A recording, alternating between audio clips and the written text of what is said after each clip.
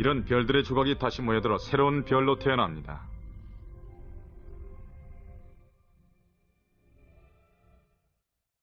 별의 생과사가 거듭되는 가운데 세상을 만들어내는 다양한 물질이 생겨나고 있습니다.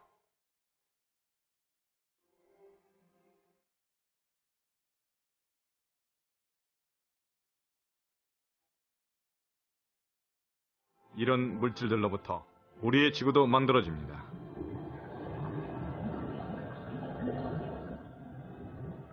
그리고 이 지구엔 생명이 넘쳐나게 됐죠. 우리의 생명에는 별의 생과사가 새겨져 있습니다.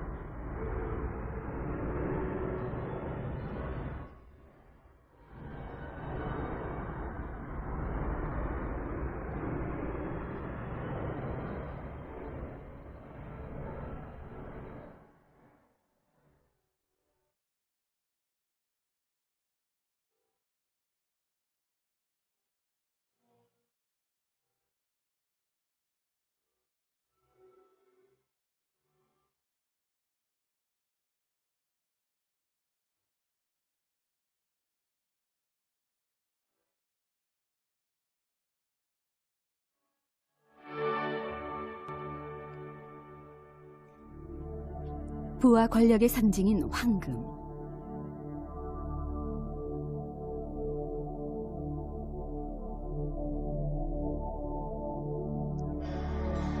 영원히 변치 않는 황금의 화려한 빛은 예로부터 많은 사람들의 마음을 사로잡아 왔습니다.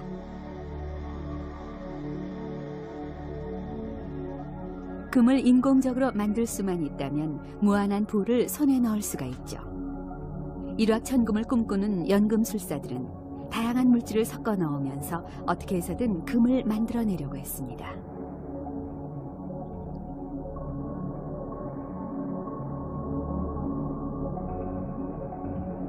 (17세기) 체코의 보헤미아에서 태어난 연금술사 웬첼 자일러는 특수한 분말을 주석에 뿌린 후 금화를 만들었다고 주장해서 귀족의 지위를 얻었습니다.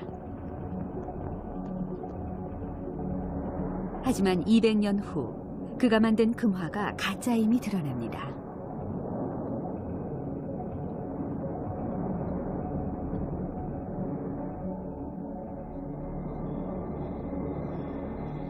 금을 만들어내려는 연금술사의 시도는 결국 성공할 수가 없었습니다.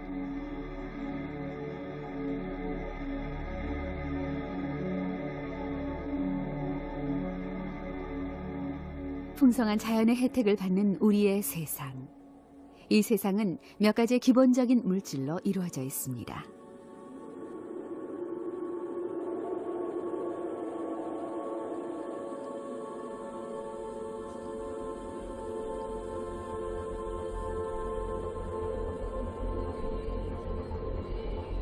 그 물질은 원소라고 불립니다.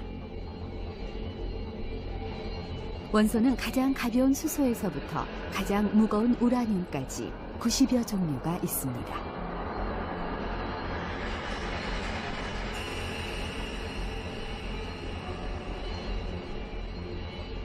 금도 이런 원소의 하나입니다. 세상을 이루고 있는 모든 것들은 이런 원소들이 조합해서 만들어져 있죠. 우리의 생명에게도 없어선 안 될 원소가 25종류에 이릅니다. 연금술사들은 이 세상의 기본이 되는 물질인 원소 그 자체를 인공적으로 만들어내려고 했지만 번번이 실패하고 말았죠.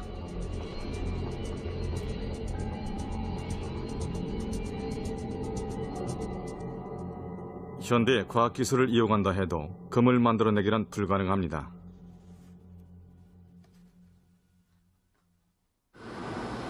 하지만 원소를 만들어내기 위해선 거대한 에너지가 필요하다는 사실이 밝혀졌죠.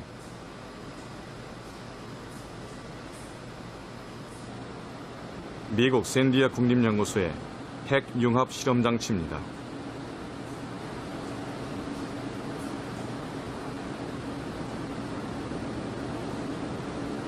지름 30m가 넘는 거대한 장치로 초고온, 초고압의 세계를 만들어낼 수 있죠.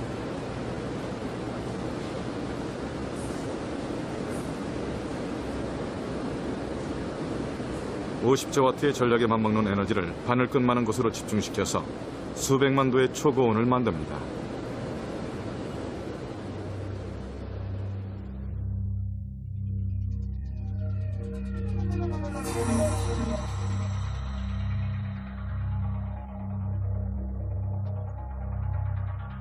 이 초고온의 세계에서 수소 원소를 융합시켜 더욱 거대한 에너지를 발생시킨 후 새로운 헬륨 원소를 만들어내려는 것이죠. 수소 원자핵은 양전기를 띠고 있기 때문에 자연 상태에서는 서로 반발합니다. 수소 원자핵을 붙여서 핵융합을 시키기 위해선 태양에 맞먹는 초고온의 세계를 만들어야만 하죠.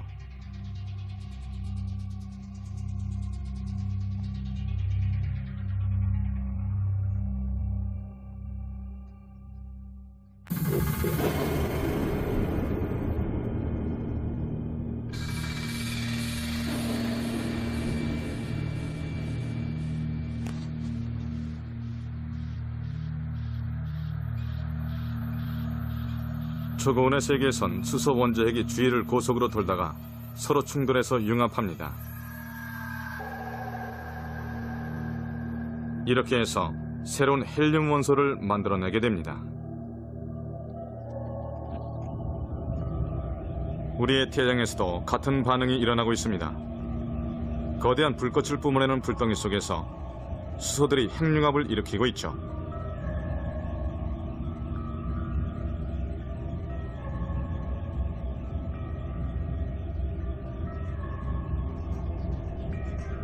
하지만 태양에서 만들어지는 건 오직 헬륨뿐입니다.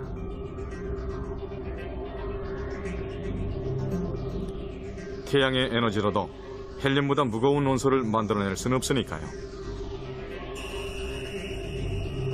금처럼 아주 무거운 원소의 경우엔 태양을 훨씬 뛰어넘는 초고온의 세계가 필요합니다. 우리 인간을 매료시켜온 금. 이 금은 과연 어디에서 어떤 식으로 만들어진 것일까요?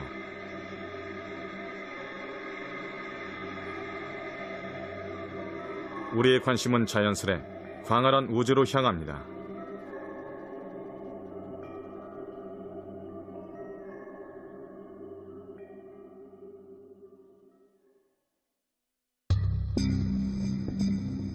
우주 어느 곳에 어떤 원소가 존재하는지를 알아낼探査가 7색깔 무지개 속에 숨겨져 있습니다.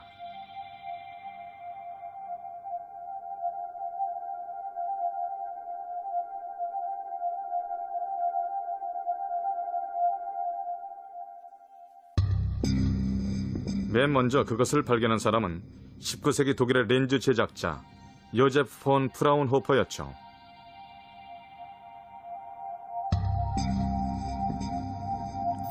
프라운호퍼는 프리즘을 이용해서 태양빛을 7개로 나눈 후 실험실에서 인공적으로 무지개를 만들어냅니다.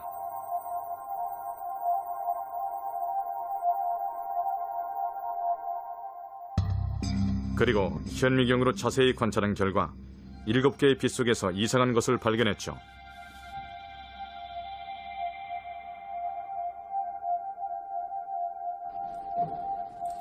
브라운호퍼가 그린 스케치는 소중하게 보관되고 있습니다. Dieses also ist das Fraunhofer Sonnenspektrum. Voilà.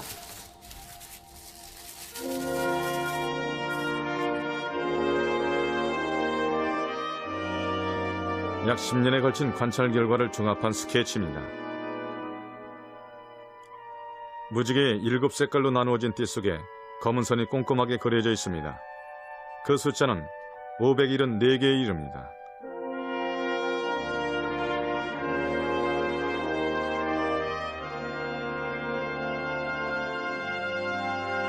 이 검은 선들은 대체 무엇을 나타내고 있을까?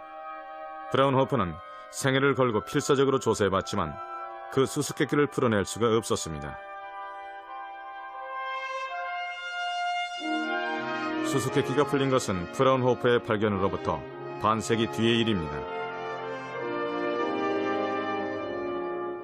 사실 이 검은 선은 원소를 나타내고 있었죠.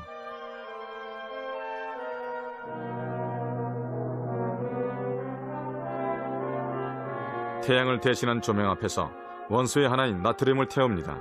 그리고 불꽃을 통과해서 나오는 조명의 빛을 관찰합니다.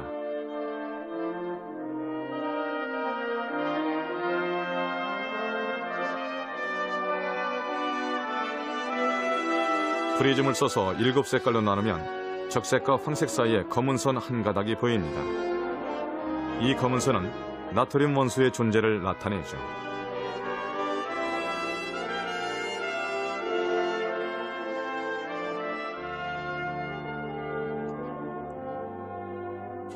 브라운호프의 스케치에도 이 실험과 같은 위치에 검은 선이 있습니다. 결국 이것은 태양에 나트륨 원소가 있음을 말해줍니다. 이 나트륨과 마찬가지로 스케치에 그려져 있는 검은 선들은 태양에 다양한 원소가 있다는 것을 알려주죠.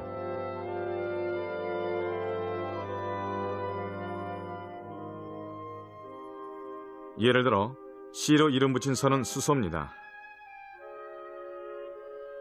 E로 이름 붙인 선은 철이죠. 이런 식으로 태양에서 나오는 빛을 조사하는 것만으로도 어떤 원소가 존재하는지를 알 수 있습니다.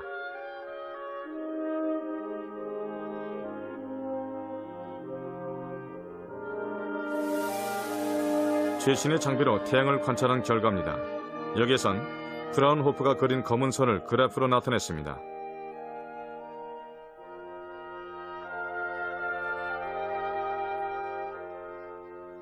튀어나온 부분이 원소의 존재를 알려주죠.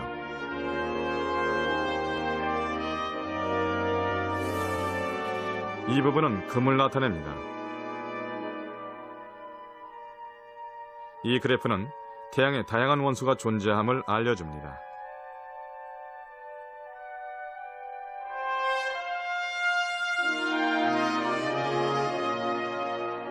다양한 원소를 지닌 태양. 하지만 태양은 헬륨밖에 만들어내지 못하죠. 그렇다면 태양에는 어떻게 이렇듯 많은 원소가 존재할까요? 이 원소들은 원래부터 우주에 있었던 것은 아닐까요?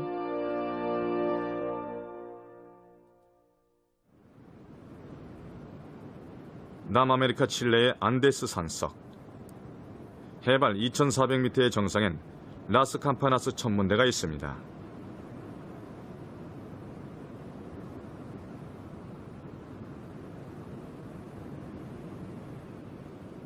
공기가 건조하고 마을 불빛에서도 멀리 떨어져 있어서 세계에서 가장 아름다운 밤하늘을 볼 수가 있죠.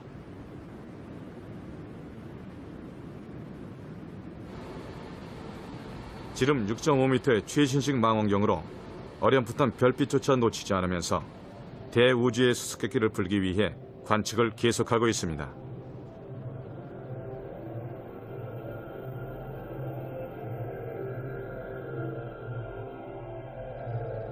아득히 먼 옛날의 우주는 어떤 모습이었을까요? 미국 카네기 연구소의 앤드류 맥윌리엄 박사는 태양보다 더 오래된 우주 탄생 직후에 태어난 별을 찾고 있습니다.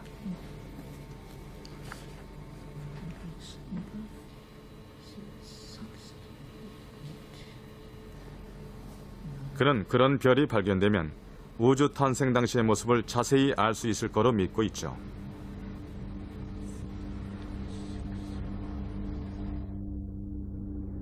맥윌리엄 박사는 10년에 걸쳐 수백만 개의 별을 일일이 조사해 왔습니다.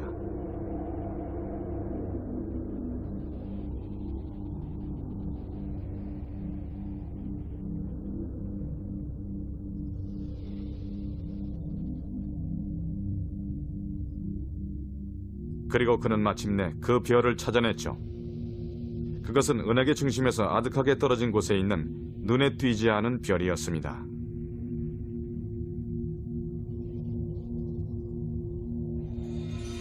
이 별은 CSE-892-052란 기호로만 불립니다. 연대를 측정한 결과 150억 년 전 우주 탄생과 함께 태어난 무척이나 오래된 별임이 밝혀졌죠.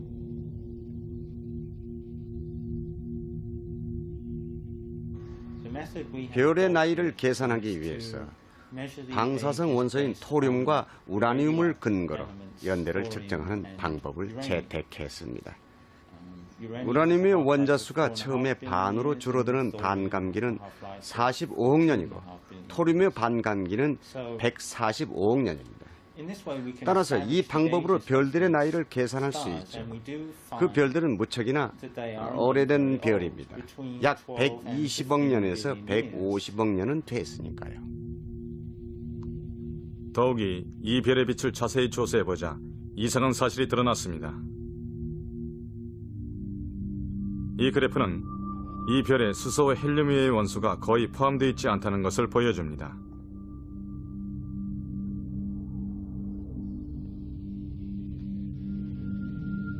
이와는 대조적으로 우리 태양의 그래프는 다양한 원소가 풍부하게 존재함을 보여주죠. 이것은 150억 년 전 탄생 직후의 우주엔 지금과는 달리 수소와 헬륨 이외의 원소는 거의 존재하지 않았다는 사실을 말해줍니다.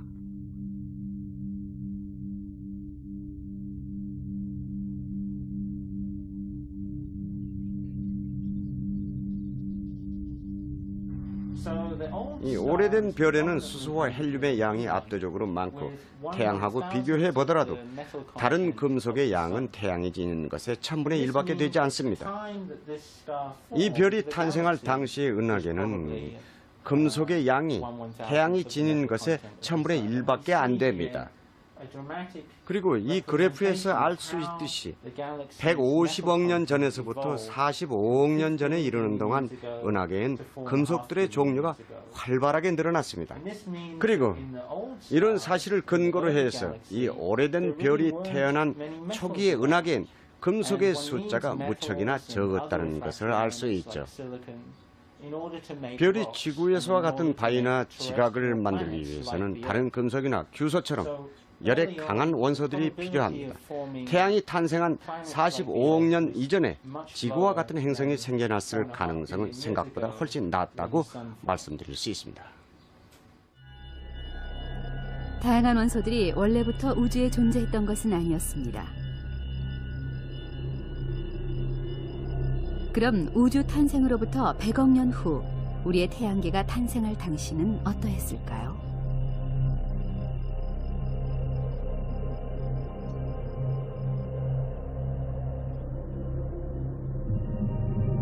(46억 년) 전 대량의 먼지와 가스가 뭉쳐서 우리의 태양계가 탄생합니다.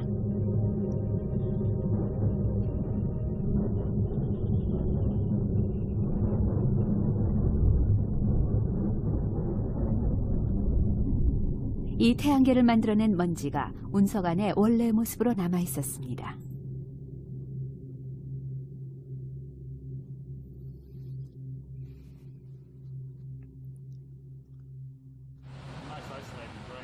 미국 워싱턴시 카네기 연구소에서 이 먼지를 분석 중입니다.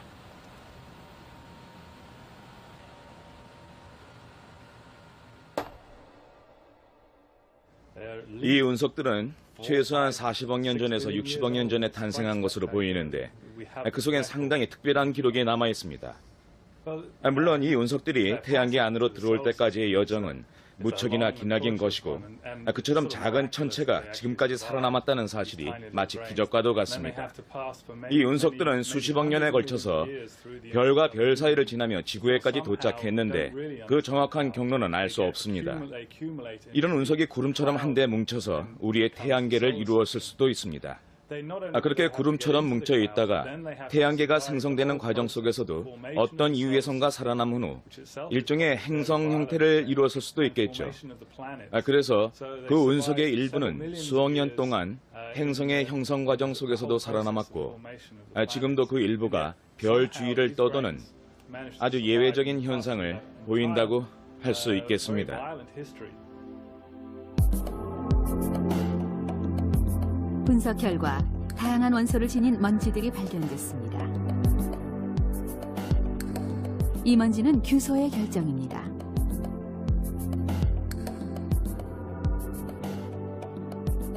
오른쪽의 먼지에는 철과 니켈이 들어있죠. 대량의 탄소가 발견된 먼지도 있었습니다.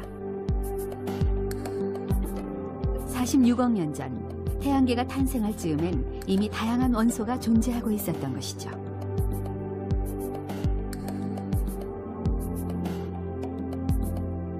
이 먼지들은 대체 어디에서 온 걸까요? 또다시 분석이 이루어졌습니다. 그러자 먼지의 모양이나 포함되어 있는 원소의 성질 등으로부터 먼지의 기원이 서서히 밝혀집니다. 먼지는 별이 일생을 마치고 산산조각으로 부서진 잔해, 즉 별의 파편이라는군요. 그런데 이 먼지들은 적어도 30개의 서로 다른 별에서 나온 파편들입니다.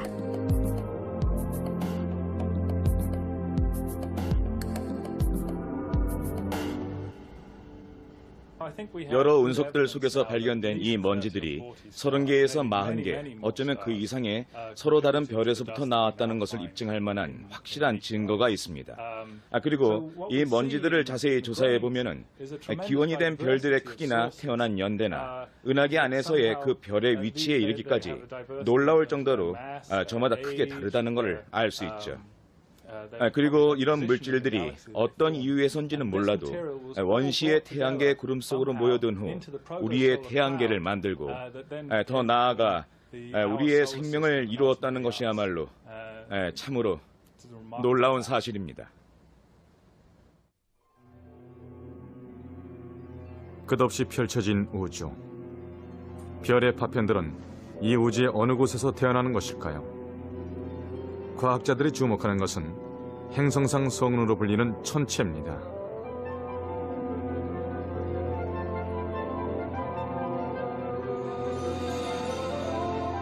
그 중에 하나인 은하계 중심부 근처에 있는 덤벨 성운. 약 240년 전에 발견될 당시에는 희미하게만 보여서 그 정체를 알 수가 없었죠. 하지만 망원경의 성능이 좋아짐에 따라 먼지와 가스로 이루어진 성운으로 밝혀졌습니다.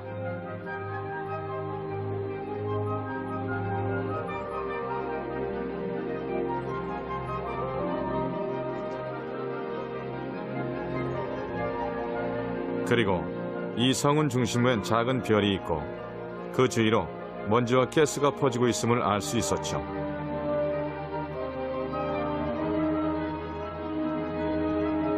이 먼지와 가스는 한때 중심에 있던 별이 일생을 마치고 붕괴될 때 생긴 별의 파편으로 보여집니다.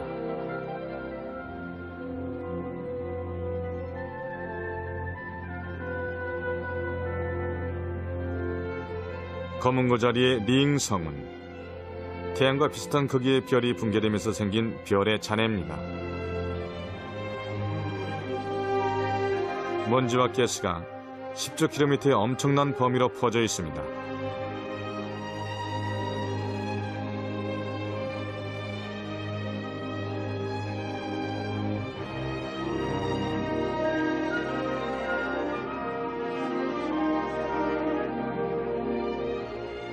우리의 은하계엔 행성상 성운이 약 1000개가 있는데 그 성운들에서 발생하는 빛을 분석해서 대량의 탄소와 질소 등이 존재함을 알 수 있었습니다. 이렇듯 별의 잔해인 행성상 성운은 새로운 원소가 생겨난 흔적이기도 합니다.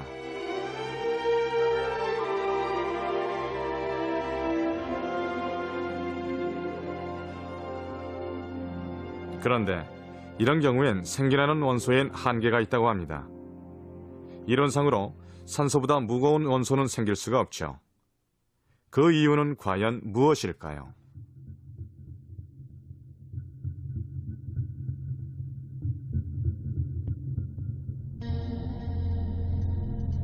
행성상 성운의 기원이 되는 별은 제 아무리 크다고 해도 태양보다 8배 정도가 무거운 별이라고 여겨집니다. 실제로 별의 무게는 생겨나는 원소의 종류를 크게 좌우하고 있죠.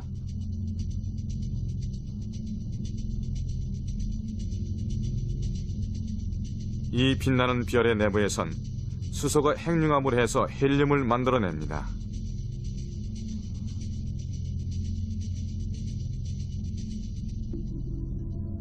별이 나이 들어 중심부의 수소가 전부 헬륨으로 변할 때 커다란 변화가 생깁니다.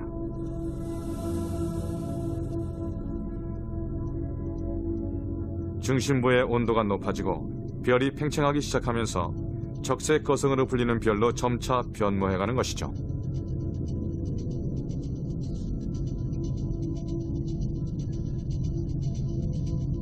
우리의 태양계로 쳐서 금성을 삼킬 정도로 부풀어 올랐을 때 중심부의 온도는 2억 도까지 올라갑니다.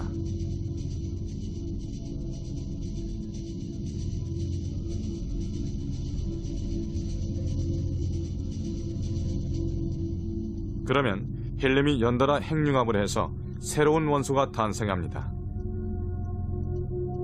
탄소가 생겨나는 것이죠. 여기에 헬륨과 탄소가 핵융합을 해서 산소가 생겨납니다.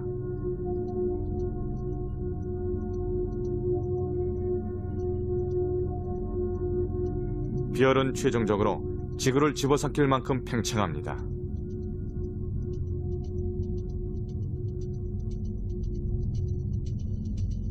이 시점에서 별은 그 무게 때문에 더 이상 형태를 유지할 수 없게 됩니다. 이젠 온도 상승이 한계에 이르러서 산소보다 무거운 원소를 만들 수가 없죠. 이렇게 해서 마침내 별은 일생을 끝내고 붕괴되기 시작합니다.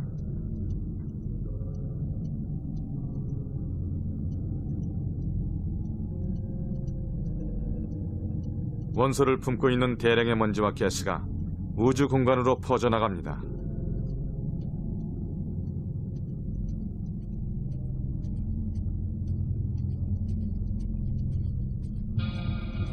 적색 거성에서 생겨난 원소는 산소가 마지막입니다.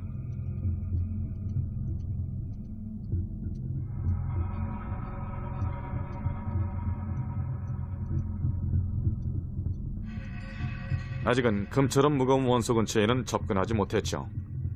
금처럼 무거운 원소를 만들어내기엔 에너지가 턱없이 부족하니까요. 적색 거성을 훨씬 뛰어넘는 거대한 에너지가 필요합니다. 밤하늘을 한결 더 밝게 비추는 몇몇 별들.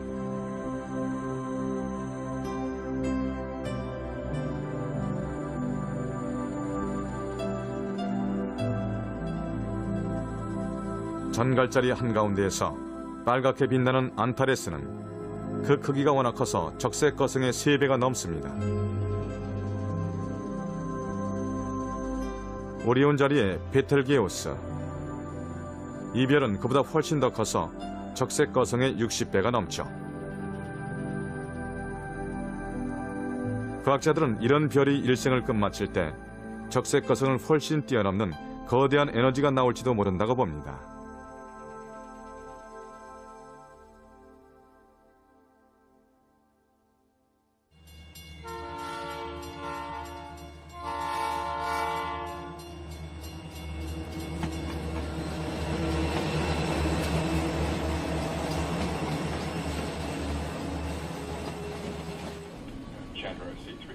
미 항공우주국 나사가 쏘아 올린 최첨단 망원경을 관리하는 조정실입니다.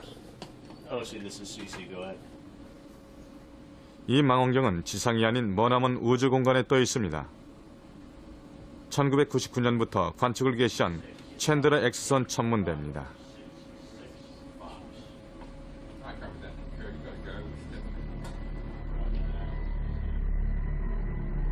지상에서 10만 킬로미터, 대기의 영향을 받지 않는 우주 공간에서 지금까지는 찾아볼 수 없었던 별들의 모습을 X선으로 관측하고 있죠.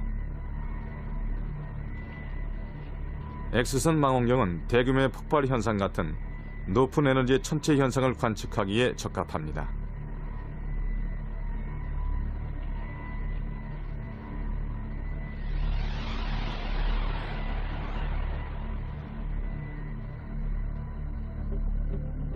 이 사진은 보통의 망원경으로 본 어느 은하의 중심부입니다.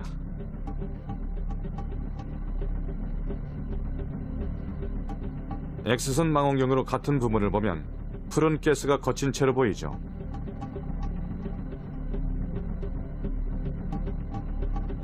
차가운 가스가 중심부를 둘러싸고 있는 모습이 선명하게 드러납니다. 이 챈드라 X선 천문대가 거대한 별의 최후를 포착했습니다.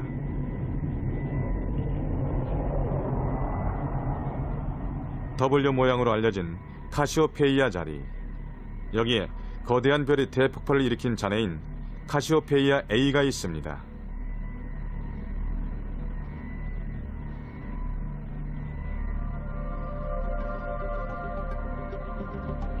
거대한 별은 대폭발로 일생을 끝냅니다. 이 천체를 X선으로 보면 광범위하게 퍼져있는 고온의 먼지와 가스가 비추어집니다. 그 온도는 무려 5천만 도로 엄청난 폭발이었음을 말해주고 있죠.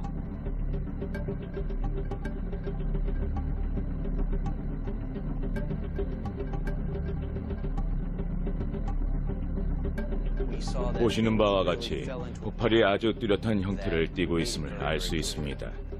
이처럼 챈드라 X선 천문대에서는 참으로 놀라운 순간을 포착했고 그 생생한 자료를 보내오고 있죠.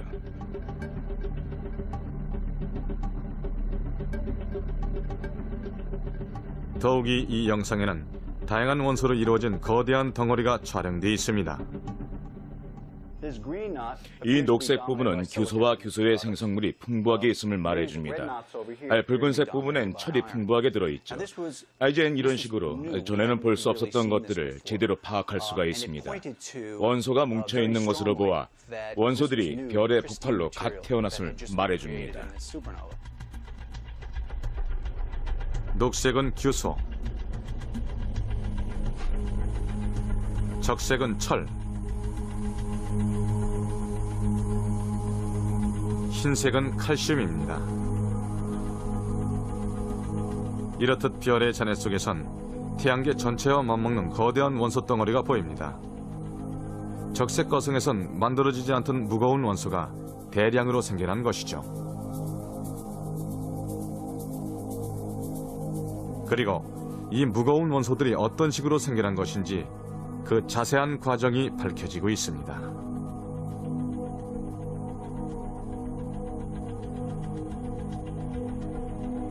약 100만 년 전 카시오페이아 A의 기원이 된 별이 일생을 마치려고 합니다. 별의 중심부에선 온도가 급격하게 올라갑니다.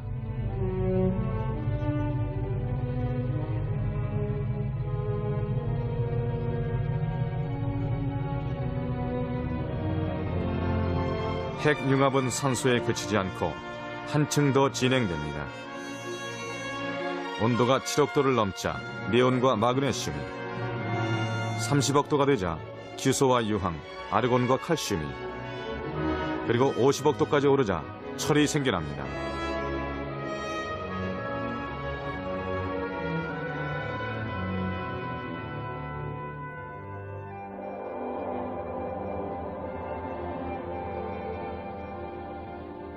원래는 수소와 헬륨밖에 없었던 별에서 초고온 때문에 철 원소까지 생겨나게 된 것이죠.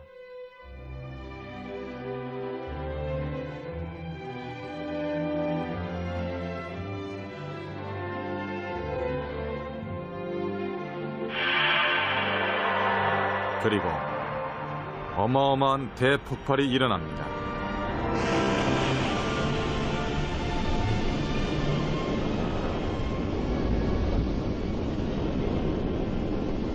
이 폭발 에너지로 이젠 철보다 훨씬 무거운 60여 종류의 원소가 차례대로 생겨납니다.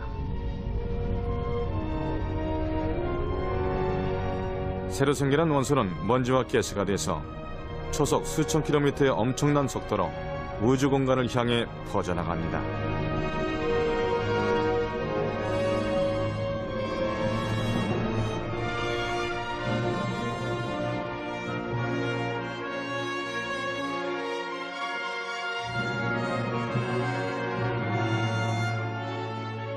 이렇게 해서 세상을 이루는 90여 종류의 원소가 모두 갖추어집니다.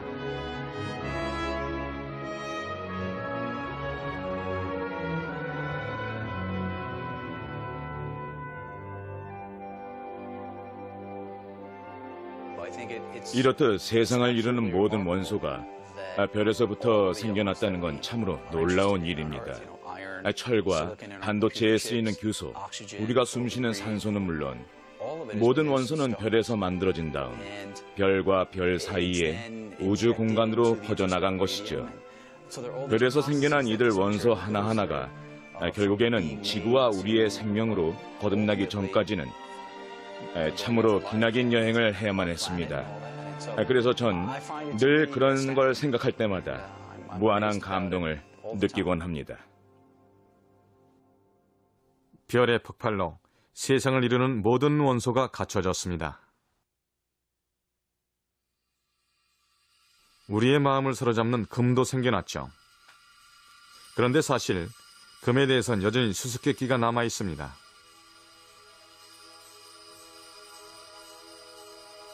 카시오페이아 A와 같은 폭발에선 금은 극히 드물게 생겨나는 것으로 보입니다.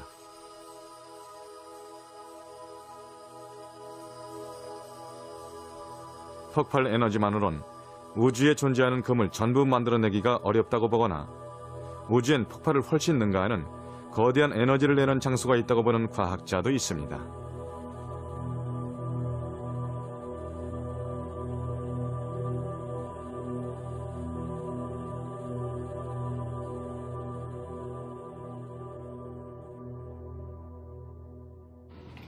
우주 물리학자인 스테판 로스버그 박사는 금이 생겨나려면 별의 폭발을 훨씬 능가하는 높은 에너지가 필요하다고 믿고 있죠.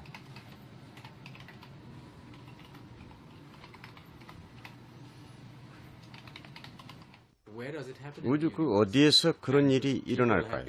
사람들은 그런 일이 과연 있을 수 있을까 하고 의문을 품어왔는데 그 중에 신빙성 있는 설명은 바로 초신성의 대폭발입니다. 아주 엄청난 크기의 별이 폭발하는 것인데 온도와 밀도에서 아주 특별한 조건이 필요합니다. 물론 그런 조건을 맞추기가 무척 까다롭죠. 로스버그 박사는 대폭발 후에 남겨진 특수한 별을 주목하고 있습니다. 그것은 바로 황소 자리에 있는 개성운으로 약 950년 전에 폭발한 별의 잔해입니다.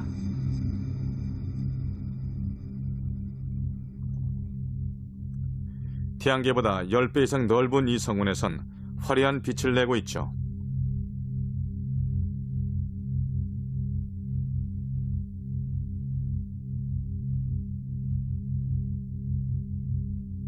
잔해의 중심엔 하얀 점이 보입니다.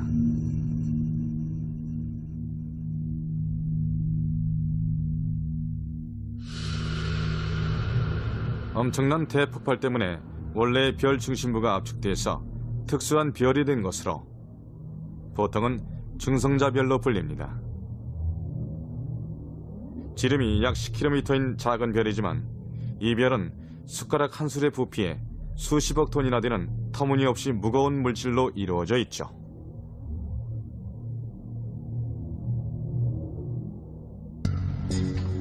로스버그 박사는 이 중성자 별들이 충돌하면 상상을 초월한 막대한 에너지가 발생해서 금이 생겨나는 것으로 봅니다.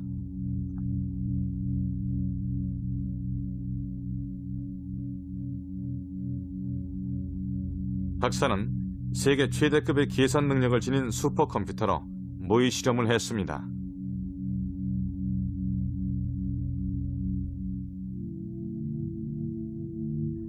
두 개의 중성자별이 원을 그리며 돌면서 조금씩 가까워집니다.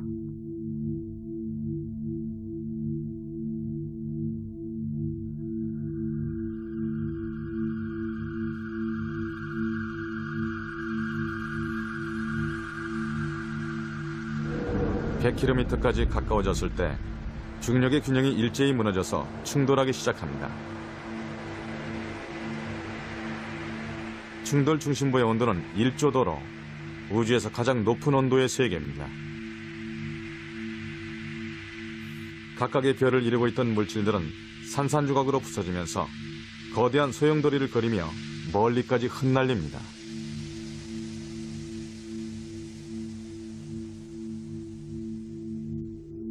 금이 생겨나는 것은 바로 이 소용돌이의 팔 부분이죠.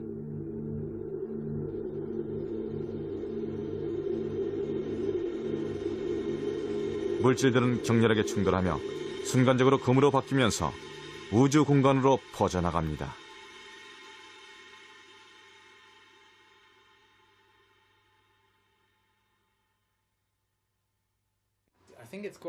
우리가 일상생활 속에서 익숙하게 쓰고 있는 금이나 백금 같은 귀중한 물질이 수십억 년 전에 이런 대폭발과 같은 아주 특이한 현상, 즉 두 개의 중성자 별이 충돌한 결과로 생긴 것일지도 모른다는 생각을 해보면 참으로 흥미진진합니다.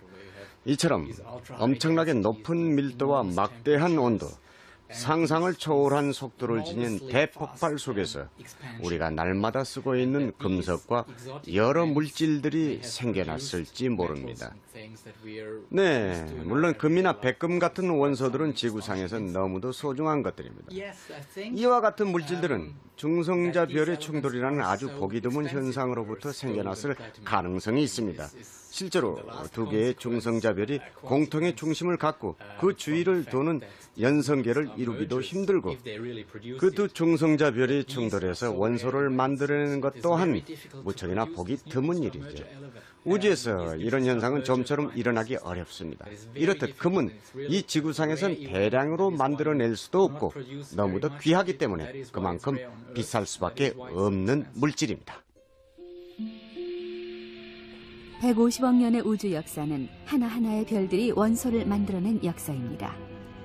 탄생 직후의 우주는 수소와 헬륨만의 세계였죠. 어느 순간 갑자기 별들이 일제히 탄생합니다. 하얀 점은 별이고 반짝이는 빛은 별의 폭발을 나타냅니다. 별의 폭발은 끊이지 않고 계속됩니다.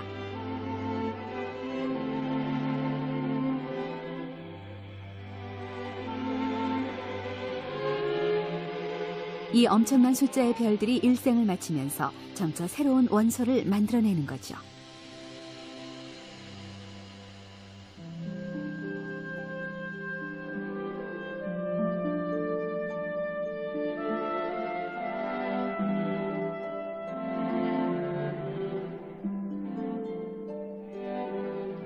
서서히 부풀면서 붕괴돼가는 행성상 성운. 대폭발을 일으키며 흩날리는 거대한 별들. 서로 충돌해서 산산조각으로 부서지는 중성자별.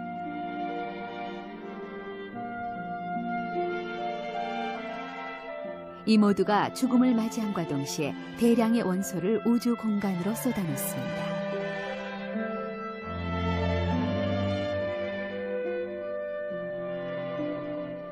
수소와 헬륨으로 시작한 우주가 이러한 별들의 죽음을 통해 다양한 원소로 가득한 우주로 변모해 온 것입니다.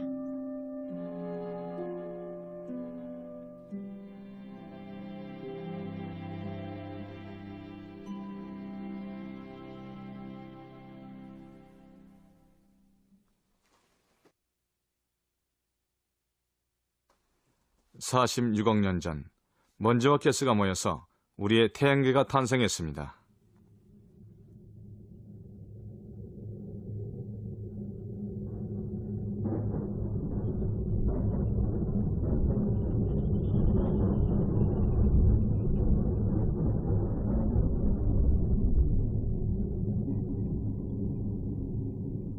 여기에도 별의 죽음이 관련돼 있음이 밝혀졌습니다.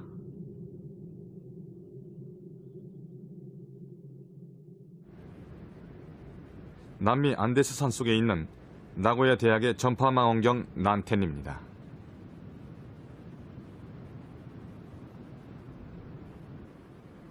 이 망원경은 지름 4m의 소형이지만 세계 최고의 감도를 자랑합니다.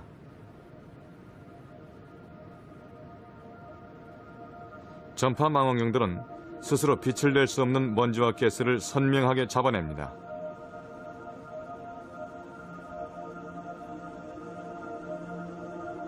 무척이나 건조한 기후인 안데스 산속은 우주에서는 미약한 전파를 관측하기엔 더없이 좋은 것이죠.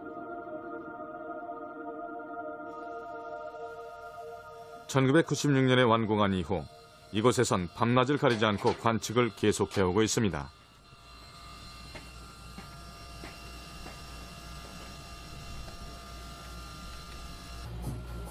난텐 망원경은 은하계 안에서 먼지와 가스가 어떻게 모이는지를 조사하고 있죠.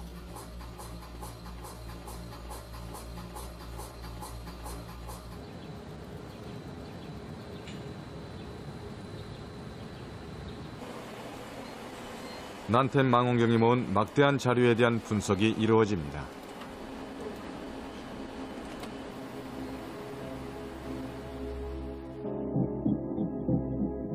남반구에서 보이는 은하입니다. 여기에 난텐 망원경으로 관측한 영상을 겹쳐 넣습니다. 은하의 화살표 부분, 단지 캄캄한 어둠으로만 보이던 이곳이 전파 망원경으로 관측하면 먼지와 가스로 가득 차 있음을 알 수가 있죠.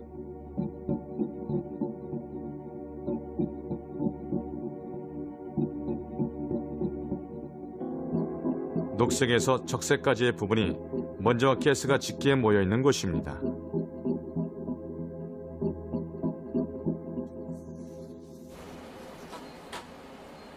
난텐 관측팀 책임자인 후쿠이 야스오 교수입니다.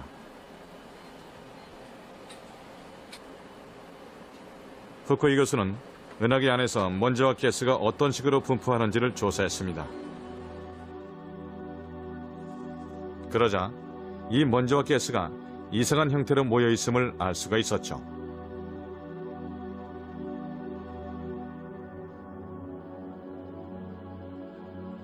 용물 자리에 카리나 성운 부근입니다. 자료를 근거로 해서 먼지의 분포를 3차원 영상으로 나타내보죠.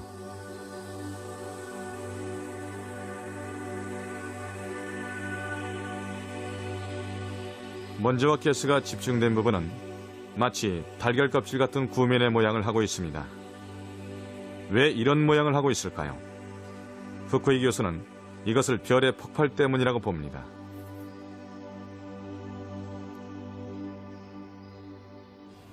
예를 들어 무척이나 커다란 에너지를 지닌 폭풍이 은하계 안으로 점점 다가오고 있는 것을 떠올리시면 됩니다. 그런데 은하계는 여러 가지의 희박한 가스가 있습니다. 별의 폭발 이전부터 존재해온 옅은 가스죠. 이런 옅은 가스가 폭풍 때문에 점점 압축됩니다. 그 압축에 의해 밀도가 10,000배에 이르는 초고압 가스로 압축돼서 짙어진 것이죠. 맨 처음 우주 공간엔 먼지와 가스가 10개 퍼져 있습니다. 여기에 별의 폭발이 일어납니다. 그런데 이 폭발 에너지는 엄청난 충격파를 낳죠.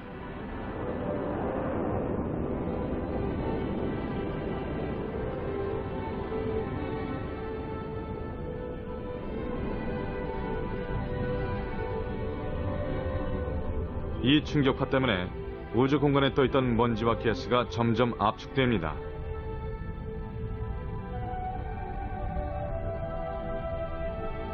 별의 폭발이 쉬지 않고 되풀이됨에 따라 차츰 먼지와 가스가 짙어진 부분이 생겨납니다.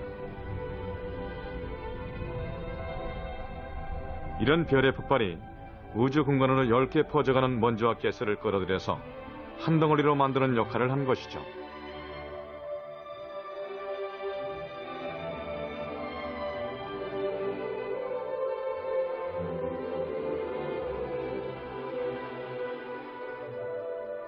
후쿠이 교수는 이렇게 해서 생긴 덩어리 중에 하나가 카리나 성운이라고 믿습니다.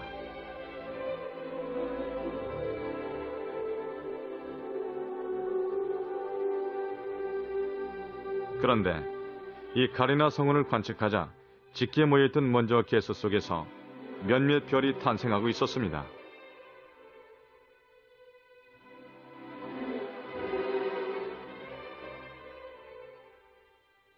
여기가 바로 은하계 안에서 별이 가장 활발하게 태어나는 곳임이 밝혀졌죠.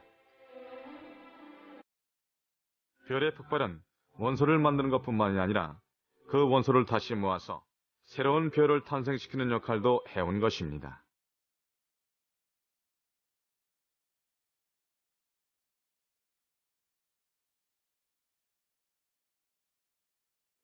이곳에서 태양보다 수십 배나 무거운 별들이 200개, 300개나 되는 숫자로 일제히 태어나고 있는 모습을 발견했습니다. 그러니까 어떤 의미에선 별은 폭발 때문에 죽음을 맞이하지만 그 죽음에 의해 주변의 가스가 압축되고 집중되면서 매우 짧은 시간에 다음 세대의 별들이 생겨나기도 합니다. 아무래도 여기에선 그런 일이 일어나는 것 같습니다. 난텐 전파 망원경으로 5년에 걸쳐 관측한 결과 우리의 은하계에서 별의 폭발 때문에 생겨난 달걀 껍질 모양의 구조 수십 개를 찾아냈습니다. 이 껍질 모양의 구조가 새로운 별의 탄생에 중요한 역할을 하고 있었던 것이죠.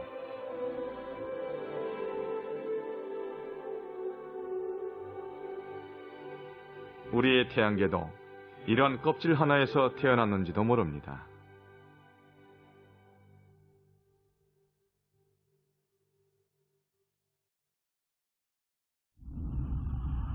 (46억 년) 전 대량의 먼지와 가스가 모여들면서 태양계가 태어나려고 합니다. 별의 죽음으로 생겨난 무수한 별의 파편이 광활한 우주를 여행한 끝에 여기로 모여든 거죠.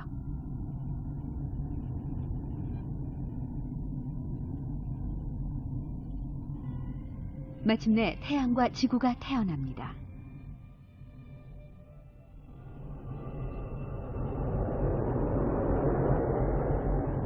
우리의 생명을 이루는 하나하나의 원소도 죽음을 맞이한 별의 초고온 세계에서 태어났습니다. 광활한 우주에 펼쳐져 있는 숱한 별들로부터 아득한 시간과 끝없는 거리를 초월해서 우리한테 전해진 거죠.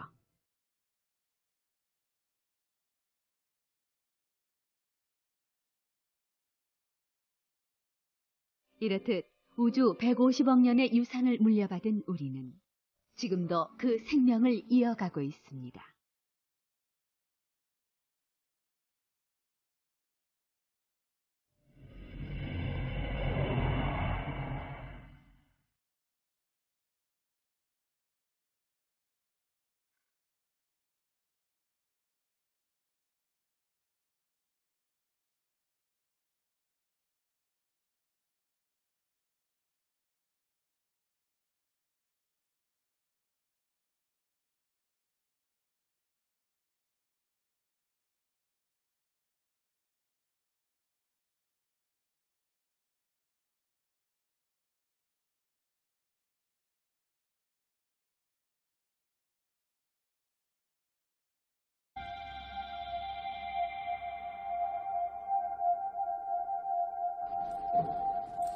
브라운호퍼가 그린 스케치는 소중하게 보관되고 있습니다. Dieses also ist das Fraunhofer Sonnenspektrum. Voilà.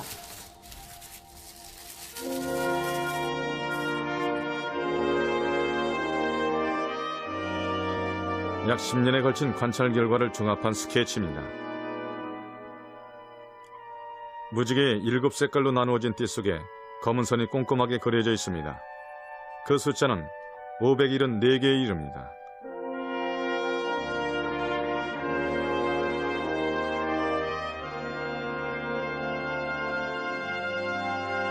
이 검은 선들은 대체 무엇을 나타내고 있을까? 브라운호퍼는 생애를 걸고 필사적으로 조사해봤지만 그 수수께끼를 풀어낼 수가 없었습니다. 수수께끼가 풀린 것은 브라운호퍼의 발견으로부터 반세기 뒤의 일입니다. 사실 이 검은 선은 원소를 나타내고 있었죠.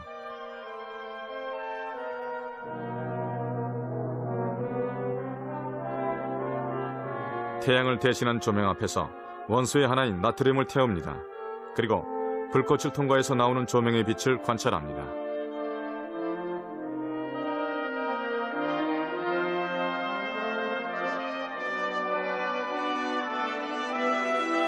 프리즘을 써서 7색깔로 나누면 적색과 황색 사이에 검은 선 한 가닥이 보입니다. 이 검은 선은 나트륨 원소의 존재를 나타내죠.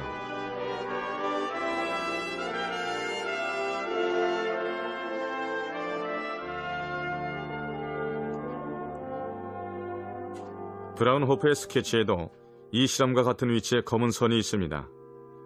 결국 이것은 태양에 나트륨 원소가 있음을 말해줍니다. 이 나트륨과 마찬가지로 스케치에 그려져 있는 검은 선들은 태양에 다양한 원소가 있다는 것을 알려주죠.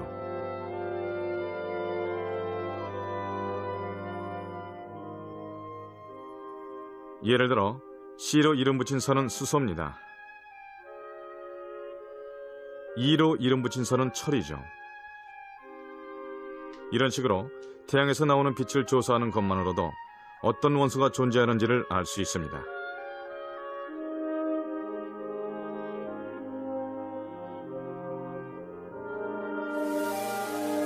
최신의 장비로 태양을 관찰한 결과입니다. 여기에선 프라운호프가 그린 검은 선을 그래프로 나타냈습니다.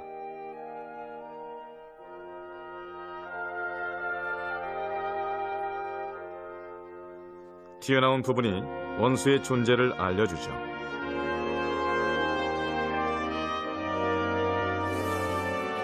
이 부분은 금을 나타냅니다. 이 그래프는 태양에 다양한 원소가 존재함을 알려줍니다.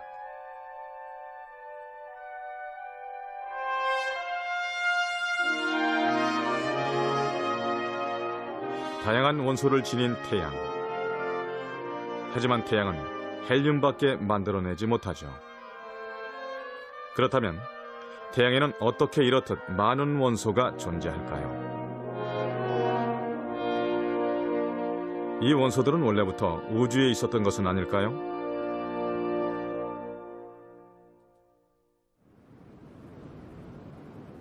남아메리카 칠레의 안데스 산석.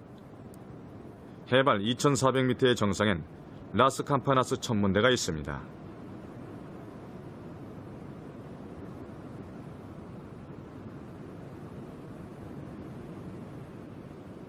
공기가 건조하고 마을 불빛에서도 멀리 떨어져 있어서 세계에서 가장 아름다운 밤하늘을 볼 수가 있죠.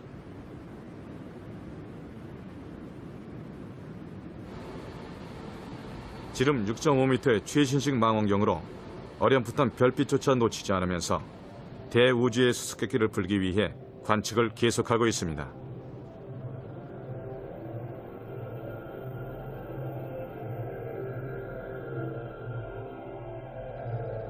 아득히 먼 옛날의 우주는 어떤 모습이었을까요? 미국 카네기 연구소의 앤드류 맥윌리엄 박사는 태양보다 더 오래된 우주 탄생 직후에 태어난 별을 찾고 있습니다.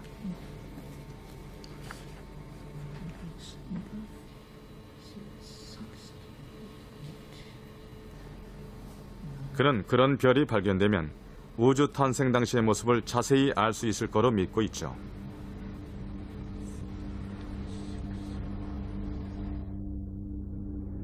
맥윌리엄 박사는 10년에 걸쳐 수백만 개의 별을 일일이 조사해 왔습니다.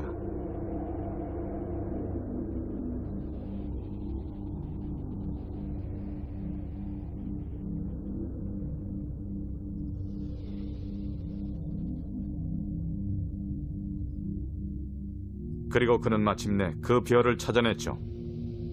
그것은 은하계 중심에서 아득하게 떨어진 곳에 있는 눈에 띄지 않은 별이었습니다.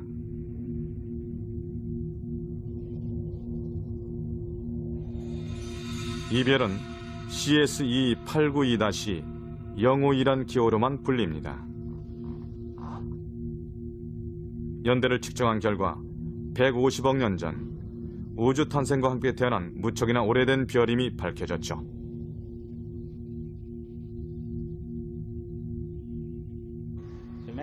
별의 나이를 계산하기 위해서 방사성 원소인 토륨과 우라늄을 근거로 연대를 측정하는 방법을 채택했습니다.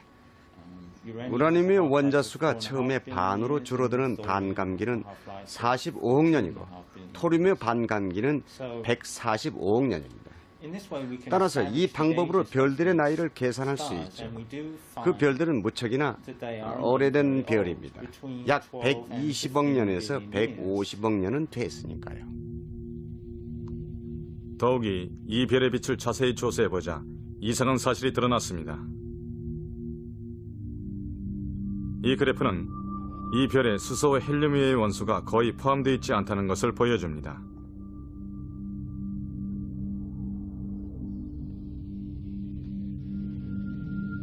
이와는 대조적으로 우리 태양의 그래프는 다양한 원소가 풍부하게 존재함을 보여주죠. 이것은 150억 년 전 탄생 직후의 우주엔 지금과는 달리 수소와 헬륨 이외의 원소는 거의 존재하지 않았다는 사실을 말해줍니다.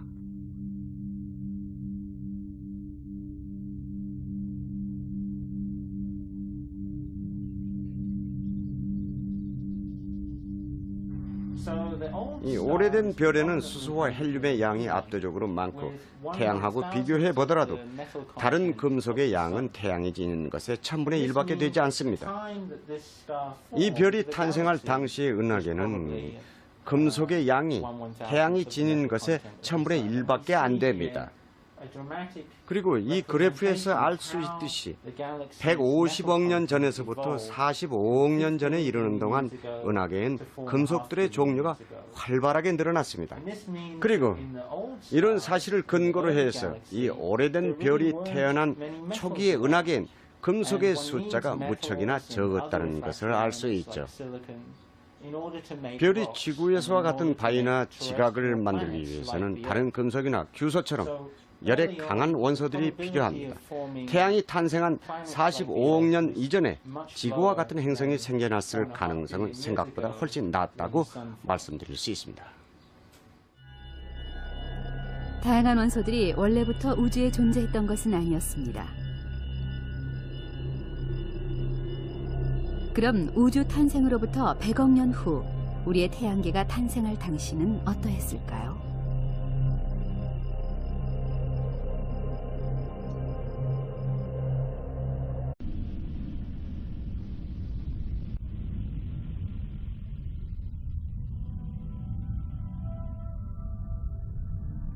이런 별들의 조각이 다시 모여들어 새로운 별로 태어납니다.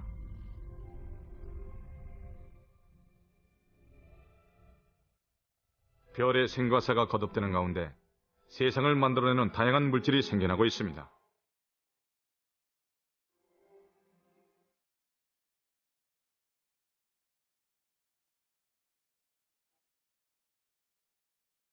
이런 물질들로부터 우리의 지구도 만들어집니다.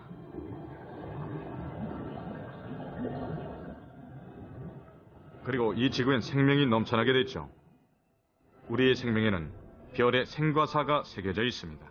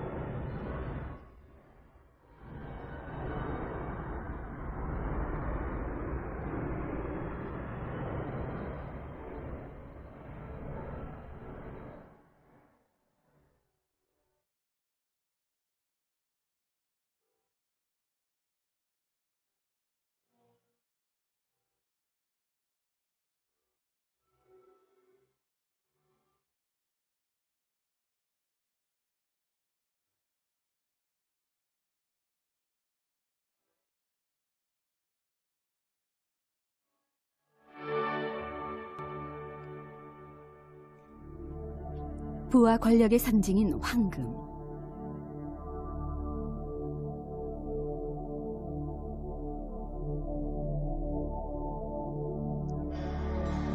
영원히 변치 않는 황금의 화려한 빛은 예로부터 많은 사람들의 마음을 사로잡아 왔습니다.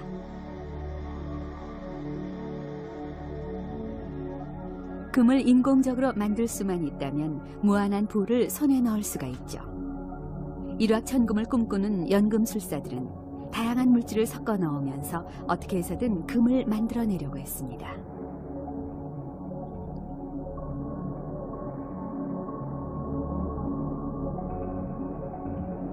(17세기) 체코의 보헤미아에서 태어난 연금술사 웬첼 자일러는 특수한 분말을 주석에 뿌린 후 금화를 만들었다고 주장해서 귀족의 지위를 얻었습니다. 하지만 200년 후 그가 만든 금화가 가짜임이 드러납니다.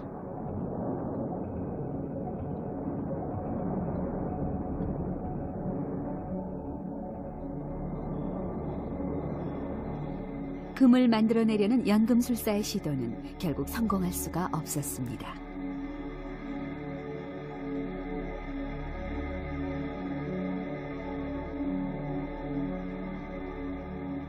풍성한 자연의 혜택을 받는 우리의 세상. 이 세상은 몇 가지의 기본적인 물질로 이루어져 있습니다.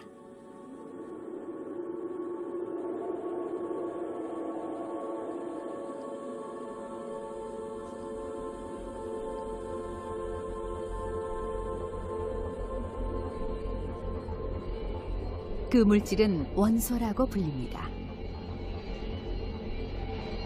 원소는 가장 가벼운 수소에서부터 가장 무거운 우라늄까지 90여 종류가 있습니다.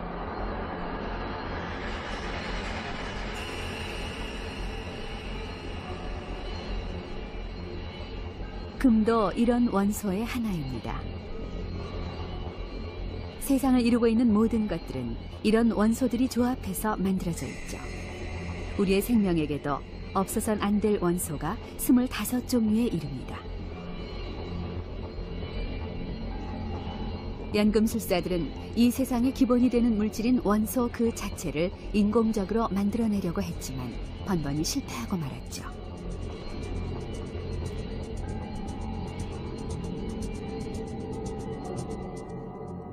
현대의 과학기술을 이용한다 해도 금을 만들어내기란 불가능합니다.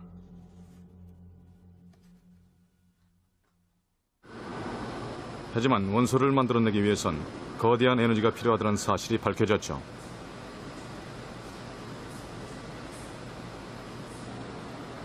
미국 샌디아 국립연구소의 핵융합 실험장치입니다.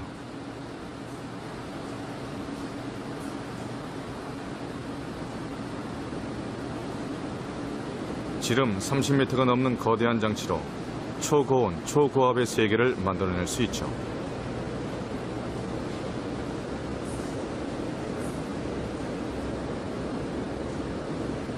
(50조와트의) 전력에 맞먹는 에너지를 바늘끝만한 곳으로 집중시켜서 수백만 도의 초고온을 만듭니다.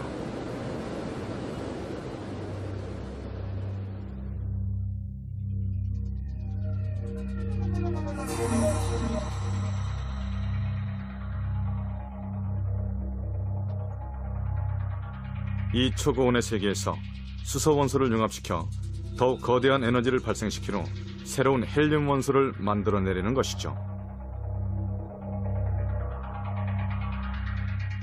수소 원자핵은 양전기를 띠고 있기 때문에 자연 상태에서는 서로 반발합니다.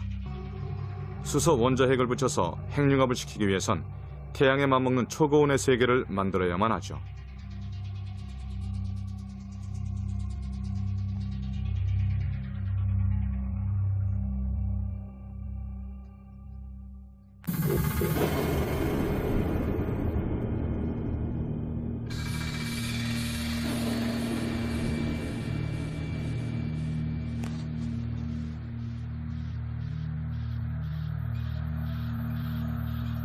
초고온의 세계에선 수소 원자핵이 주위를 고속으로 돌다가 서로 충돌해서 융합합니다. 이렇게 해서 새로운 헬륨 원소를 만들어내게 됩니다. 우리의 태양에서도 같은 반응이 일어나고 있습니다. 거대한 불꽃을 뿜어내는 불덩이 속에서 수소들이 핵융합을 일으키고 있죠.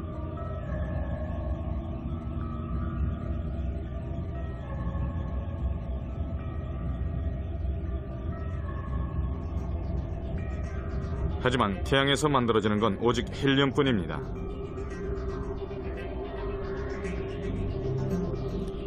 태양의 에너지로도 헬륨보다 무거운 원소를 만들어낼 수는 없으니까요. 금처럼 아주 무거운 원소의 경우엔 태양을 훨씬 뛰어넘는 초고온의 세계가 필요합니다. 우리 인간을 매료시켜온 금. 이 금은 과연 어디에서 어떤 식으로 만들어진 것일까요?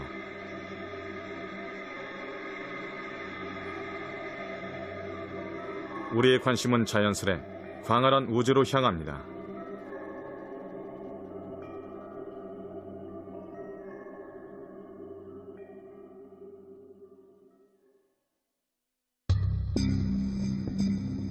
우주 어느 곳에 어떤 원소가 존재하는지를 알아낼探索가 7색깔 무지개 속에 숨겨져 있습니다.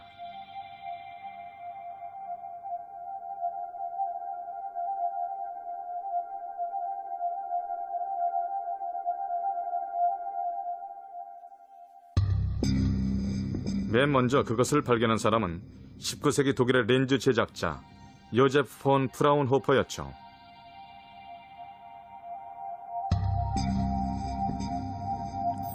프라운호퍼는 프리즘을 이용해서 태양빛을 7개로 나눈 후 실험실에서 인공적으로 무지개를 만들어냅니다.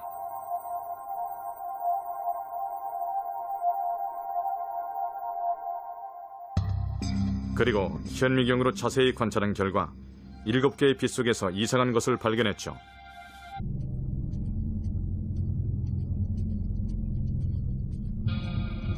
적색 거성에서 생겨난 원소는 산소가 마지막입니다.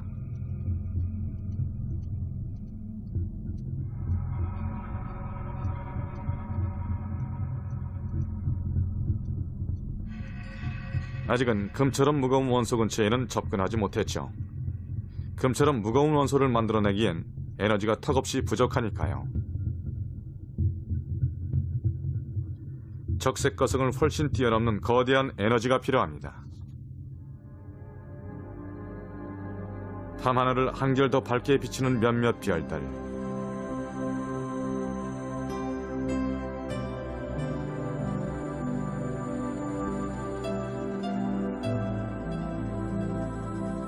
전갈자리 한가운데에서 빨갛게 빛나는 안타레스는 그 크기가 워낙 커서 적색 거성의 3배가 넘습니다.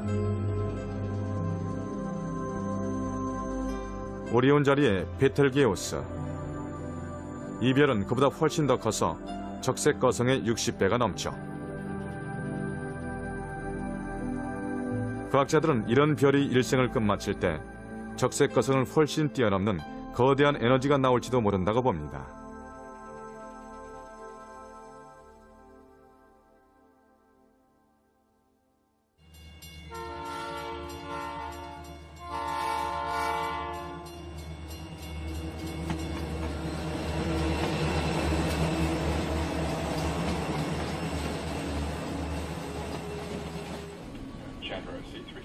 미 항공우주국 나사가 쏘아 올린 최첨단 망원경을 관리하는 조정실입니다.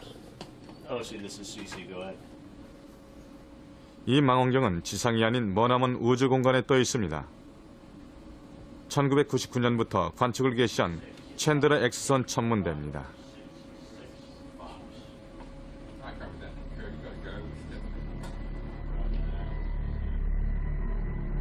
지상에서 10만 킬로미터, 대기의 영향을 받지 않는 우주 공간에서 지금까지는 찾아볼 수 없었던 별들의 모습을 X선으로 관측하고 있죠.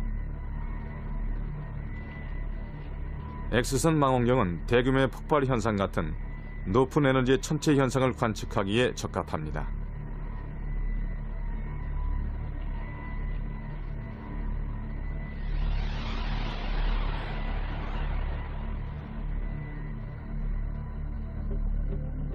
이 사진은 보통의 망원경으로 본 어느 은하의 중심부입니다.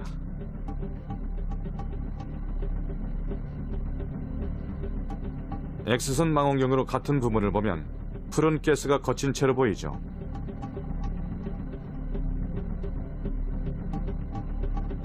초고온 가스가 중심부를 둘러싸고 있는 모습이 선명하게 드러납니다. 이 챈드러 X선 천문대가 거대한 별의 최후를 포착했습니다.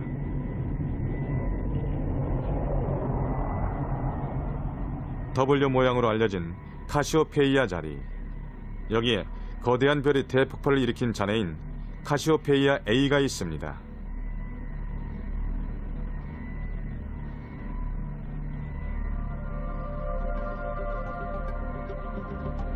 거대한 별은 대폭발로 일생을 끝냅니다. 이 천체를 X선으로 보면 광범위하게 퍼져있는 고온의 먼지와 가스가 비추어집니다.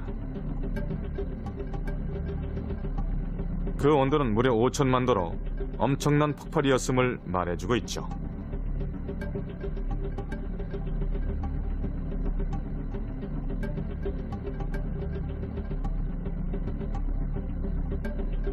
보시는 바와 같이 폭발이 아주 뚜렷한 형태를 띠고 있음을 알 수 있습니다. 이처럼 챈드러 X선 천문대에서는 참으로 놀라운 순간을 포착했고 그 생생한 자료를 보내오고 있죠.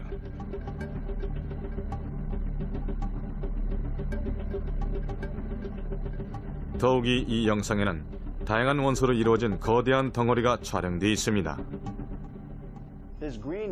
이 녹색 부분은 규소와 규소의 생성물이 풍부하게 있음을 말해줍니다. 붉은색 부분엔 철이 풍부하게 들어있죠. 이젠 이런 식으로 전에는 볼 수 없었던 것들을 제대로 파악할 수가 있습니다. 원소가 뭉쳐있는 것으로 보아 원소들이 별의 폭발로 갓 태어났음을 말해줍니다.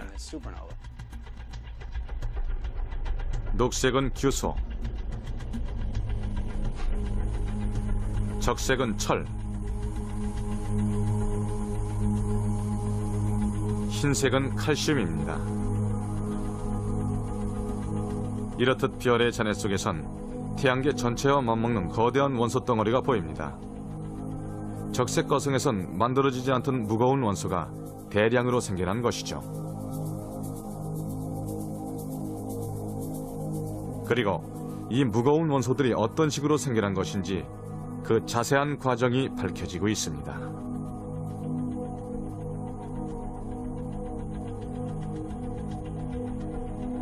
약 100만 년 전 카시오페이아 A의 기원이 된 별이 일생을 마치려고 합니다. 별의 중심부에선 온도가 급격하게 올라갑니다.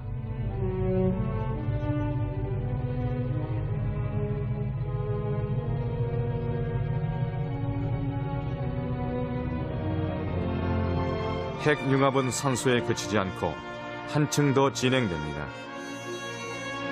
온도가 7억 도를 넘자 네온과 마그네슘이, 30억 도가 되자 규소와 유황, 아르곤과 칼슘이, 그리고 50억 도까지 오르자 철이 생겨납니다.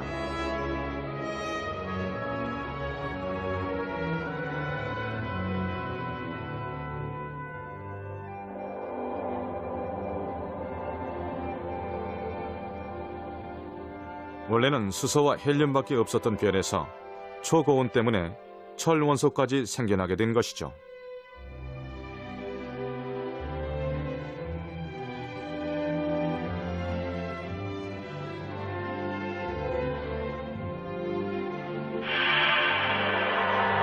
그리고 어마어마한 대폭발이 일어납니다.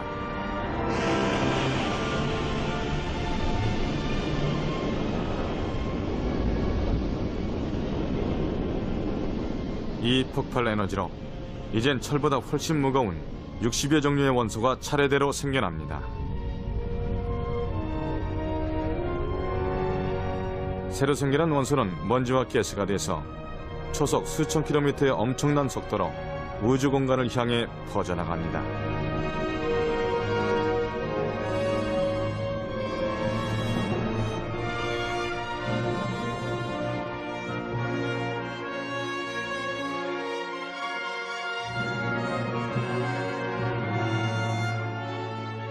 이렇게 해서 세상을 이루는 90여 종류의 원소가 모두 갖추어집니다.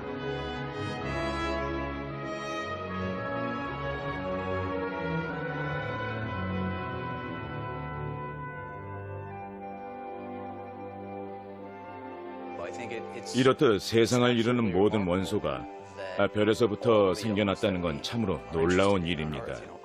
철과 반도체에 쓰이는 규소, 우리가 숨쉬는 산소는 물론 모든 원소는 별에서 만들어진 다음 별과 별 사이에 우주 공간으로 퍼져나간 것이죠. 별에서 생겨난 이들 원소 하나하나가 결국에는 지구와 우리의 생명으로 거듭나기 전까지는 참으로 기나긴 여행을 해야만 했습니다. 그래서 전 늘 그런 걸 생각할 때마다 무한한 감동을 느끼곤 합니다. 별의 폭발로 세상을 이루는 모든 원소가 갖춰졌습니다. 우리의 마음을 사로잡는 금도 생겨났죠. 그런데 사실 금에 대해선 여전히 수수께끼가 남아 있습니다. 46억 년 전 대량의 먼지와 가스가 뭉쳐서 우리의 태양계가 탄생합니다.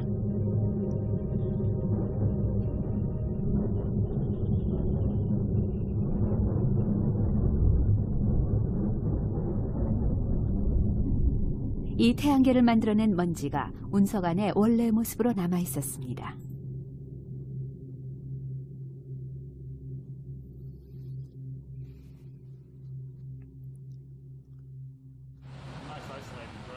미국 워싱턴시 카네기 연구소에서 이 먼지를 분석 중입니다.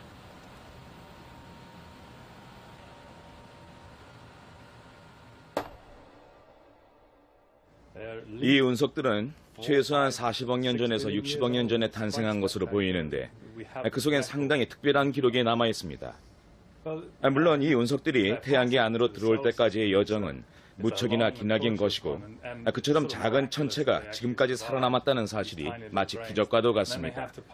이 운석들은 수십억 년에 걸쳐서 별과 별 사이를 지나며 지구에까지 도착했는데 그 정확한 경로는 알 수 없습니다. 이런 운석이 구름처럼 한데 뭉쳐서 우리의 태양계를 이루었을 수도 있습니다.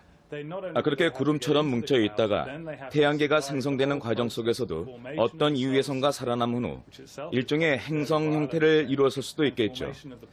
그래서 그 운석의 일부는 수억 년 동안 행성의 형성 과정 속에서도 살아남았고 지금도 그 일부가 별 주위를 떠도는 아주 예외적인 현상을 보인다고 할 수 있겠습니다.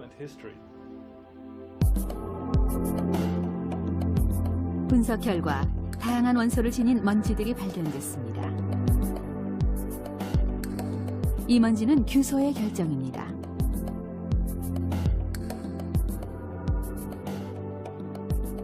오른쪽의 먼지에는 철과 니켈이 들어있죠.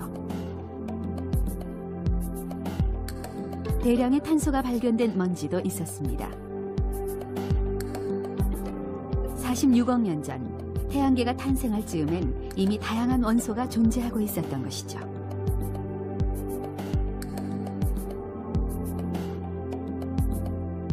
이 먼지들은 대체 어디에서 온 걸까요? 또다시 분석이 이루어졌습니다.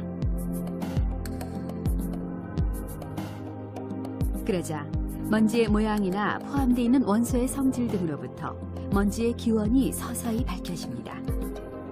먼지는 별이 일생을 마치고 산산조각으로 부서진 잔해, 즉 별의 파편이라는군요. 그런데 이 먼지들은 적어도 30개의 서로 다른 별에서 나온 파편들입니다.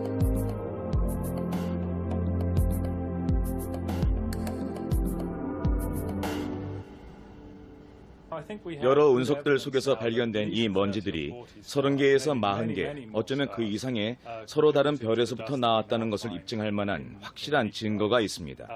그리고 이 먼지들을 자세히 조사해 보면은 기원이 된 별들의 크기나 태어난 연대나 은하계 안에서의 그 별의 위치에 이르기까지 놀라울 정도로 저마다 크게 다르다는 것을 알 수 있죠. 그리고 이런 물질들이 어떤 이유에선지는 몰라도 원시의 태양계 구름 속으로 모여든 후 우리의 태양계를 만들고 더 나아가 우리의 생명을 이루었다는 것이야말로 참으로 놀라운 사실입니다. 끝없이 펼쳐진 우주. 별의 파편들은 이 우주의 어느 곳에서 태어나는 것일까요? 과학자들이 주목하는 것은 행성상 성운으로 불리는 천체입니다.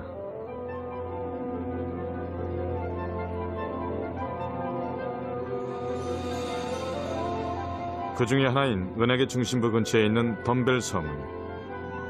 약 240년 전에 발견될 당시에는 희미하게만 보여서 그 정체를 알 수가 없었죠. 하지만 망원경의 성능이 좋아짐에 따라 먼지와 가스로 이루어진 성운으로 밝혀졌습니다.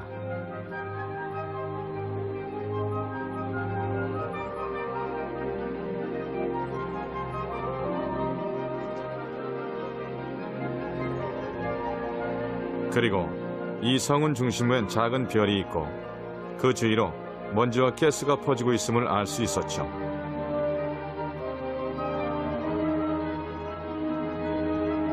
이 먼지와 가스는 한때 중심에 있던 별이 일생을 마치고 붕괴될 때 생긴 별의 파편으로 보여집니다.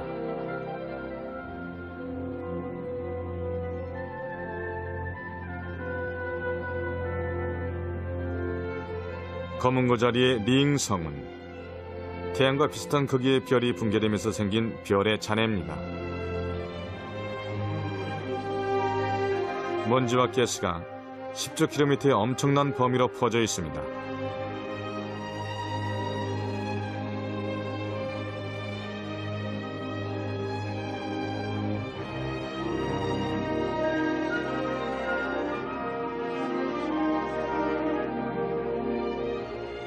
우리의 은하계엔 행성상 성운이 약 1000개가 있는데 그 성운들에서 발생하는 빛을 분석해서 대량의 탄소와 질소 등이 존재함을 알 수 있었습니다.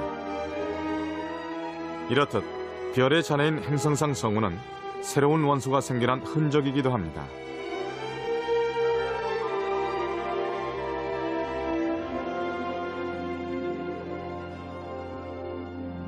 그런데 이런 경우엔 생겨나는 원소엔 한계가 있다고 합니다. 이론상으로 산소보다 무거운 원소는 생길 수가 없죠. 그 이유는 과연 무엇일까요?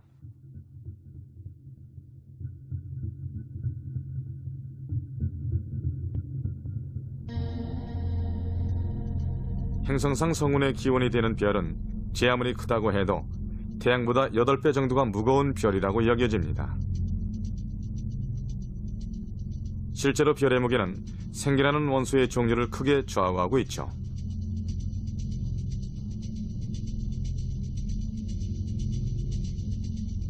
이 빛나는 별의 내부에선 수소가 핵융합을 해서 헬륨을 만들어냅니다.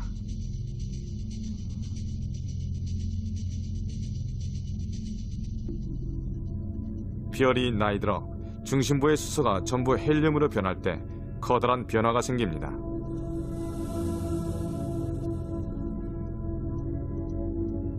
중심부의 온도가 높아지고 별이 팽창하기 시작하면서 적색 거성으로 불리는 별로 점차 변모해가는 것이죠.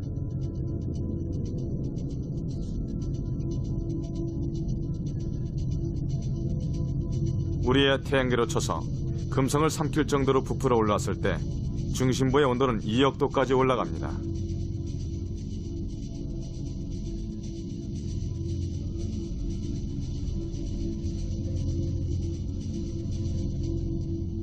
그러면 헬륨이 연달아 핵융합을 해서 새로운 원소가 탄생합니다.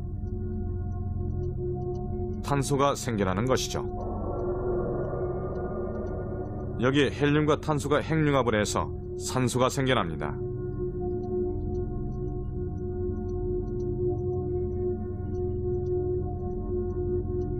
별은 최종적으로 지구를 집어삼킬 만큼 팽창합니다.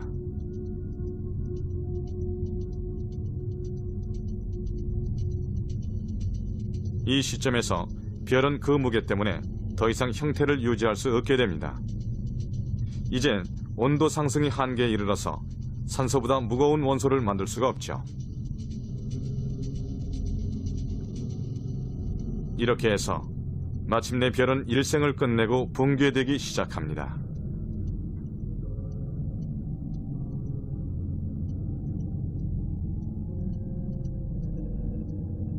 원소를 품고 있는 대량의 먼지와 가스가 우주 공간으로 퍼져나갑니다.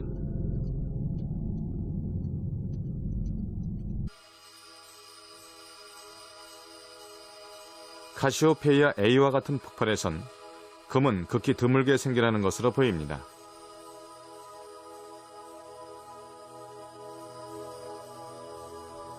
폭발 에너지만으론 우주에 존재하는 금을 전부 만들어내기가 어렵다고 보거나 우주엔 폭발을 훨씬 능가하는 거대한 에너지를 내는 장소가 있다고 보는 과학자도 있습니다.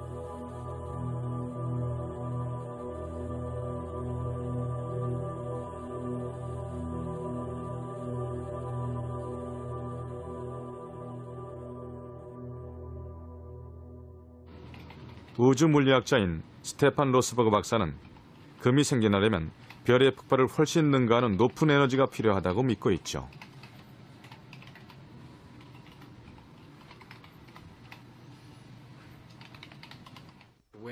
우주 그 어디에서 그런 일이 일어날까요? 사람들은 그런 일이 과연 있을 수 있을까 하고 의문을 품어왔는데 그 중에 신빙성 있는 설명은 바로 초신성의 대폭발입니다.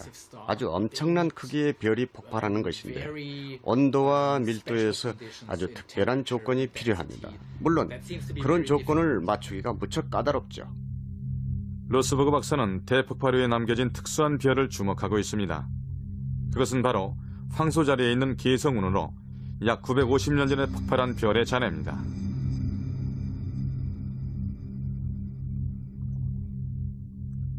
태양계보다 10배 이상 넓은 이 성운에선 화려한 빛을 내고 있죠.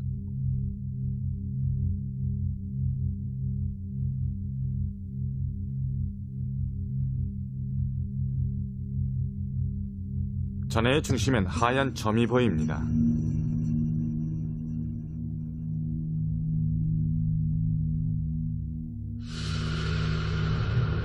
엄청난 대폭발 때문에 원래의 별 중심부가 압축돼서 특수한 별이 된 것으로 보통은 중성자별로 불립니다.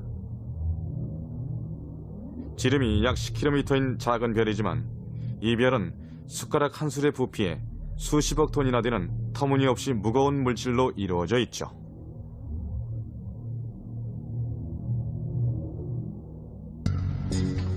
로스버그 박사는 이 중성자 별들이 충돌하면 상상을 초월한 막대한 에너지가 발생해서 금이 생겨나는 것으로 봅니다.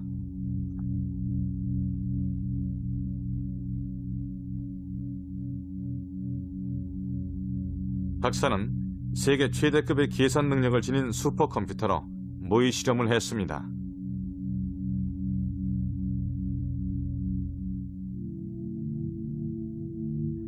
두 개의 중성자별이 원을 그리며 돌면서 조금씩 가까워집니다.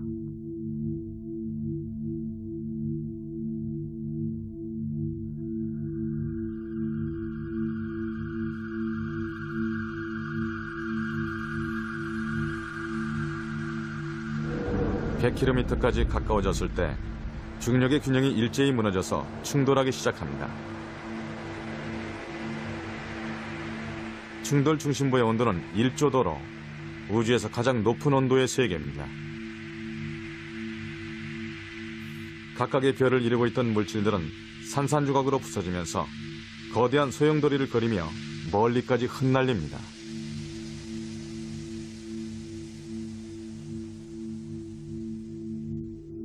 금이 생겨나는 것은 바로 이 소용돌이의 팔 부분이죠.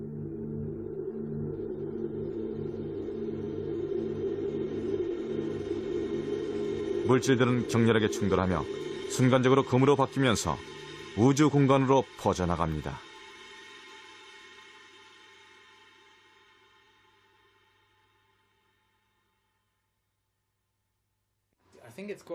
우리가 일상생활 속에서 익숙하게 쓰고 있는 금이나 백금 같은 귀중한 물질이 수십억 년 전에 이런 대폭발과 같은 아주 특이한 현상, 즉 두 개의 중성자별이 충돌한 결과로 생긴 것일지도 모른다는 생각을 해보면 참으로 흥미진진합니다. 이처럼 엄청나게 높은 밀도와 막대한 온도, 상상을 초월한 속도를 지닌 대폭발 속에서 우리가 날마다 쓰고 있는 금속과 여러 물질들이 생겨났을지 모릅니다. 네, 물론 금이나 백금 같은 원소들은 지구상에서 너무도 소중한 것들입니다. 이와 같은 물질들은 중성자별의 충돌이라는 아주 보기 드문 현상으로부터 생겨났을 가능성이 있습니다. 실제로 두 개의 중성자별이 공통의 중심을 갖고 그 주위를 도는 연성계를 이루기도 힘들고 그 두 중성자별이 충돌해서 원소를 만들어내는 것 또한 무척이나 보기 드문 일이죠. 우주에서 이런 현상은 좀처럼 일어나기 어렵습니다. 이렇듯 금은 이 지구상에선 대량으로 만들어낼 수도 없고 너무도 귀하기 때문에 그만큼 비쌀 수밖에 없는 물질입니다. 150억 년의 우주 역사는 하나하나의 별들이 원소를 만들어낸 역사입니다. 탄생 직후의 우주는 수소와 헬륨만의 세계였죠. 어느 순간 갑자기 별들이 일제히 탄생합니다. 하얀 점은 별이고 반짝이는 빛은 별의 폭발을 나타냅니다. 별의 폭발은 끊이지 않고 계속됩니다.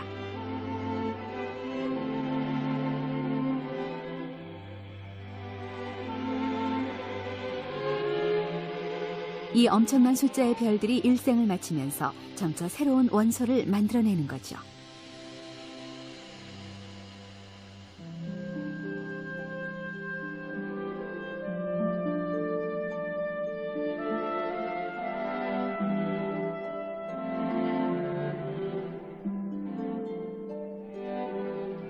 서서히 부풀면서 붕괴돼가는 행성상 성운. 대폭발을 일으키며 흩날리는 거대한 별들. 서로 충돌해서 산산조각으로 부서지는 중성자별.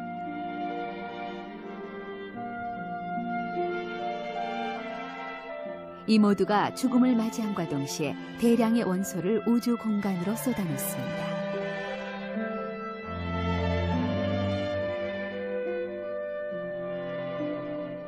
수소와 헬륨으로 시작한 우주가 이러한 별들의 죽음을 통해 다양한 원소로 가득한 우주로 변모해 온 것입니다.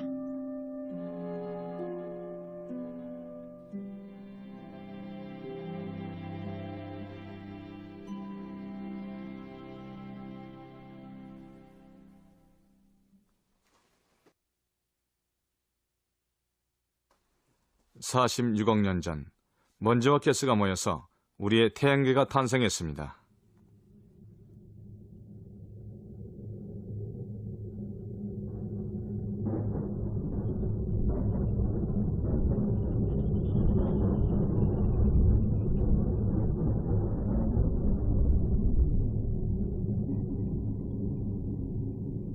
여기에도 별의 죽음이 관련돼 있음이 밝혀졌습니다.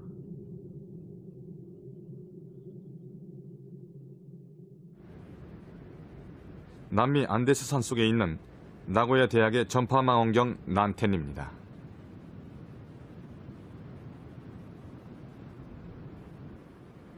이 망원경은 지름 4m의 소형이지만 세계 최고의 감도를 자랑합니다.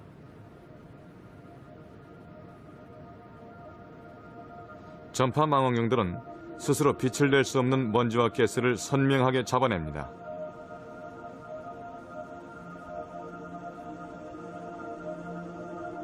무척이나 건조한 기후인 안데스 산속은 우주에서는 미약한 전파를 관측하기엔 더없이 좋은 것이죠. 1996년에 완공한 이후 이곳에선 밤낮을 가리지 않고 관측을 계속해오고 있습니다.